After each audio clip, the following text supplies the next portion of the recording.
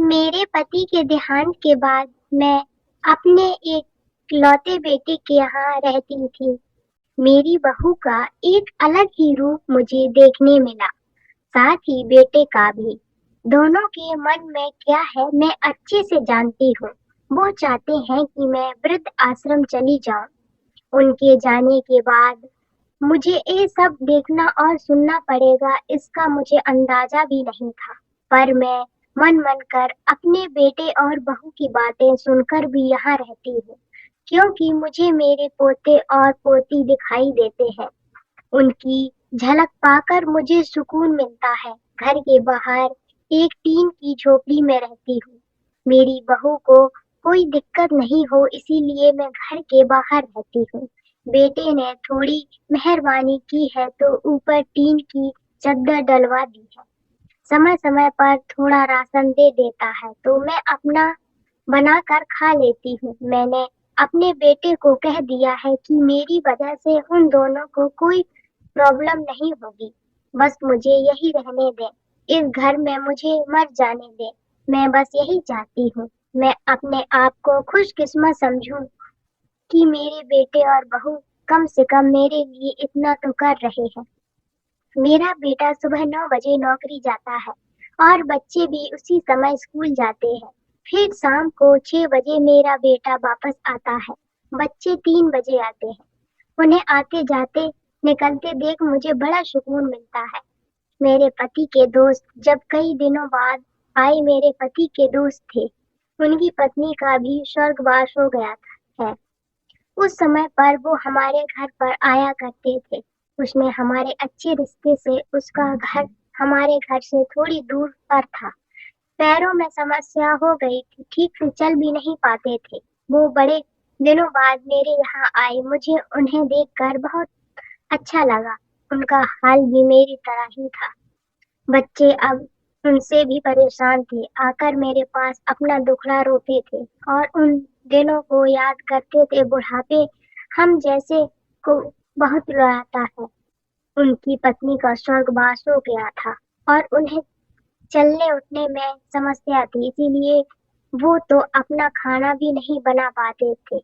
मेरे पास आए तो मैंने समझ गई थी कि यह इतनी मुसीबत में चलकर पुराने दोस्त को यहाँ चाय और खाने की चाह में ही आते होंगे। उनकी भी अपनी मजबूरी थी। वो आए तो मैंने उनके लिए खाना बनाया और उन्हें खिलाया। मना कर रहे थे नहीं खाना, लेकिन मुझे पता था कि उनको भूख लगी है।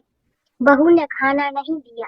मेरी बहू ने मुझे और उन्हें खाना खाते देख लिया। वो कुछ भी ना बोली। ऐसे ही वो यहाँ 2-3 बार आए। जब भी वो आते मैं उन्हें खाना खिलाती। फिर उनके जाने के बाद जब मेरा बेटा आया तो बहू कहती है कि तुम्हारी माँ कितनी बेशर्म है। पता नहीं किस किस को आजकल बुलाकर खाना खिला रही है। बड़ी मुश्किल से कमाया जाता है और यह लुटाने में लगी। इसका राशन बंद करो। कुछ दिन भूखी रहेगी तो अक्ल ठिकाने आएगी।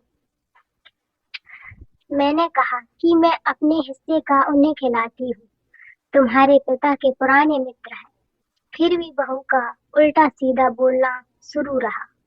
घर के बाहर रहकर उनको आजादी मिल गई है। पता नहीं क्या क्या करती है। बेटा भी बोला कि कुछ दिन भूखा ही रहने दो इन्हें। मुझे मेरे बेटे ने घर से पीछे सीढ़ी के पास ले जाकर पीटा दिया। कहा कि अब यही बैठो। मेरे तो अब आंसू भी सूख गए थे। अगले दिन मुझे खाना नहीं मिला। मेरे टिन के उन छोटे से कमरे को बहू ने तोड़ दिया। तब मुझे लगा कि अब मैं गलत कर रही हूँ। एक दिन पूरा भूखा रहने के बाद मैंने सोचा कि मैं गलत कर रही हूँ। मुझे अब अपने बेटे के यहाँ नहीं रहना चाहिए और शायद गलती भी मेरी ही है। मेरी ही परवरिश में कोई कमी रही है, तभी तो यह परिणाम आया। अगली सुबह मैंने अपने बेटे को कहा कि मुझे वृद्ध आश्रम छोड़ आ। अब मैं तुम्हें दोनों को ज्यादा परेशान नहीं करना चाहती। बहू ने कहा कि एक दिन भूखी रही तो अगले ठिकाने आ गई ना। बेटे के चेहरे पर भी अजीब सी खुशी थी। जल्दी से तैयार हो गया। मुझे छोड़ने के लिए बहू कह रही थी कि आज की छुट्टी ले लो, यहीं आसपास मत छोड़ आना, कहीं 3 दिन में वापस ना आ जाए। मैंने अपनी बहू से कहा कि बेटी चिंता मत कर, मैं अब नहीं आऊंगी। मैंने अपने पोता पोती को गले लगाया। मुझे पता था कि अब मिलना नहीं है हो पाएगा। बेटे को भी चाहती थी कि एक बार जी भर के गले लगा लो, लेकिन वो बोला चलो जल्दी करो। मैंने बहू को कहा कि बेटी अपना ध्यान रखना। मेरा बेटा मुझे छोड़ आया। वहां आकर मैंने देखा कि मेरी तरह कई है, थोड़े दिन उदास रहते हैं, फिर सच को तस्वीर कर लेते हैं।